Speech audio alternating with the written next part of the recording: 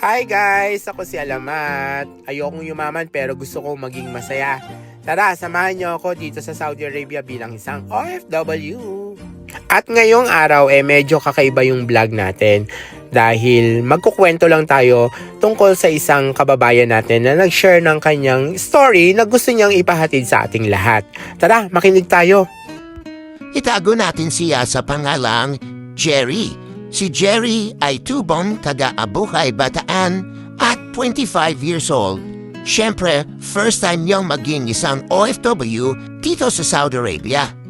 Siya ay single dad at ang kanyang trabaho dito sa Saudi ay isang salesman sa isang supermarket. Sa unang 2 buwan na kanyang pagtatrabaho bilang isang salesman, medyo nahirapan siya dahil nga sa culture shock dito sa Saudi. Sa pagkain, sa salita, sa lingwahe, at syempre sa oras. Simple lang naman yung pangarap niya, yung mapagtapos niya ang kanyang anak at mabigay ng magandang buhay ang pamilya sa Pilipinas. Ngunit hindi naman kasi sapat ang kanyang sahod dito, kaya gumagawa siya ng paraan. Kumukuha siya ng pangalawang trabaho tuwing gabi. At iyon ay ang paglilinis ng sasakyan sa mga car parking. At kung meron mang overtime sa kanyang trabaho, kinukuha niya din yon dahil sayang pandagdag din sa kanyang sahod.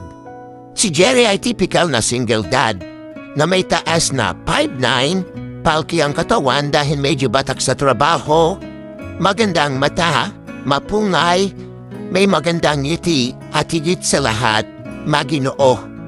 Pero hindi siya bastos. Sa kasalukuyan, hindi naman aware si Jerry sa social media dahil nakapokus nga siya sa kanyang anak at sa kanyang pamilya. Isang gabi, after na kanyang trabaho, habang naglalakad siya pauwi sa kanyang accommodation, may napulot siyang wallet at tinabigay yon. Saka gustuhan niyang ibalik yung wallet, binuksan niya yung wallet at ang wallet ay puno ng pera, ID at contact number. Kaya dali-dali na tinawagan kung sino may-ari ng wallet. Sa awa ng Diyos, sumagot ang may-ari ng wallet at nagkita sila nung gabi din na yon. Sobrang papasalamat ang may-ari ng wallet at itago na lang natin sa pangalang Brenda or Brando. What? Tama, isa siyang kakaiba. Isa siyang hindi normal o sabihin na natin nabibilang siya sa ikatlong lahi.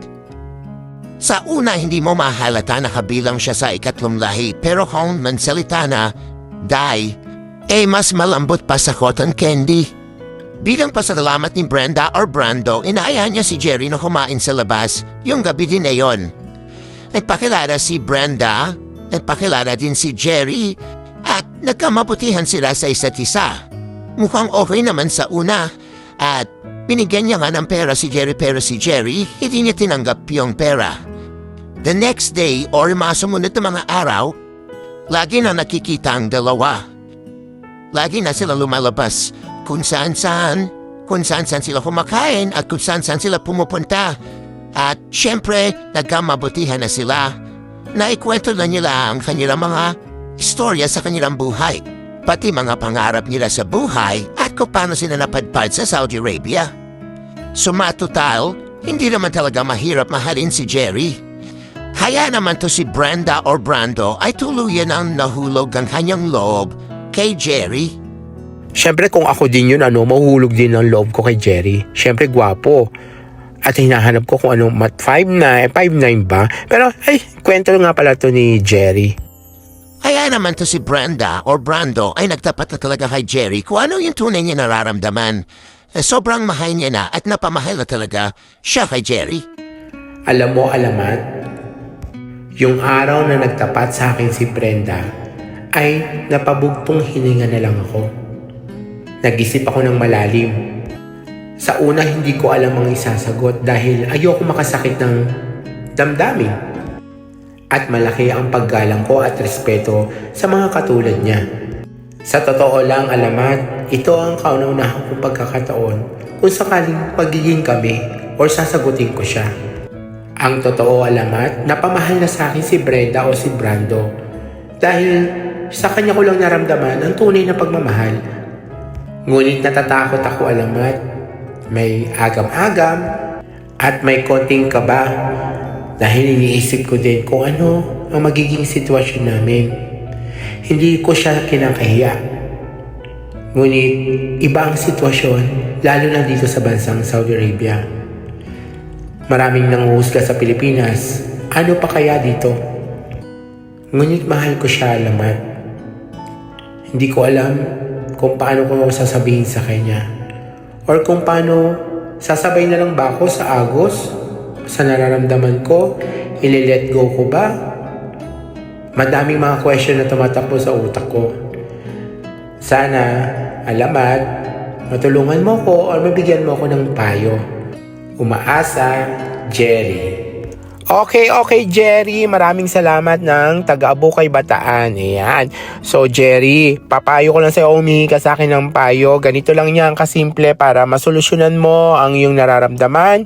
Layuan mo si Brenda or si Brando or hiwalayan mo siya. Bakit? Dahil hindi siya maganda. Okay? Ngayon, anong gagawin mo? Sa akin ka lumapit, makipagkita ka? Ipapasyal kita at hihigitan ko kung anong ginawa ni Brenda sa iyo. Gusto kitang makita, Jerry. Charing! Joke lang. Hindi, ang gagawin mo, siguro kung ano yung nararamdaman mo, sundin mo. Yun lang yun. Kasi kung saan ka magiging masaya, kung saan ka magkakaroon ng peace of mind, kung saan ka masaya, doon ka. Yun lang, ang ganun na solusyon. Kasi hindi mo naman natin masasabi na nagmahal ka or magmamahal ka or kailan ka magmamahal. Basta kung saan ka masaya, sundin mo ang puso mo. Yun lang. Maraming salamat. Sa susunod na ulit, okay? At naantok na ako. Bye-bye.